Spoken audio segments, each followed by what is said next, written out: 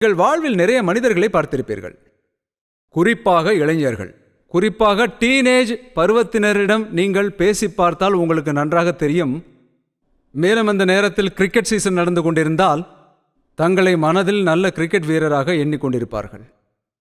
தங்கள் மனதில் கிரிக்கெட் வீரராக எண்ணிக்கொண்டிருப்பார்கள். ஒரு நல்ல திரைப்படம் பிரபலமாகிவிட்டால் அதன் பின்னர் அவர்கள் நாம் ஒரு பெரிய நடிகராகிவிட்டால் என்ன என்று எண்ணிக்கொண்டிருப்பார்கள்.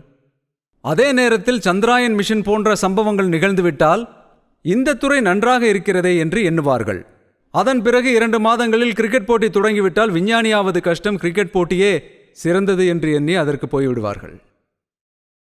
அதாவது பெரும்பாலான மக்கள் தங்கள் கனவுகளை நிலையாக வைக்க தெரியாதவர்கள். நம்முடைய கனவுகள் உறுதி இல்லாமல் இருந்தால் அதைத்தான் அலைபாயும் மனது என்று கூறுவார்கள்.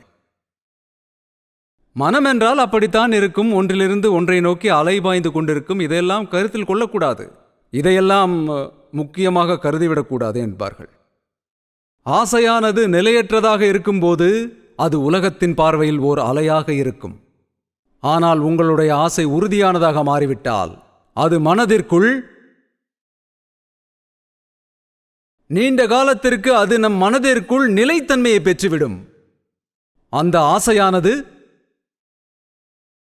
அது மனதிற்குள் ஒரு செயல்முறையாக மாறி அதுவே தீர்மானமாக நிறைவேறுகிறது.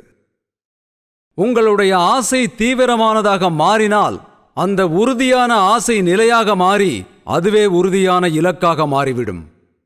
அந்த உறுதியின் உள்ளே அது தீர்மானமாக மாற்றப்பட்டு தீவிர உழைப்பின் தீவிரத்தை தீர்மானத்துடன் சேர்த்தால் இந்த முறையிலேயே நம் வாழ்வில் உள்ள தடைகளை நாம் அணுகினால், அதாவது ஆசை பிளஸ் உறுதித்தன்மை, அதன் மூலமாக கிடைப்பதே சாதனை. உறுதிப்பாடு பிளஸ் செயல்பாடு இஸ் ஈக்குவல் டு வெற்றி.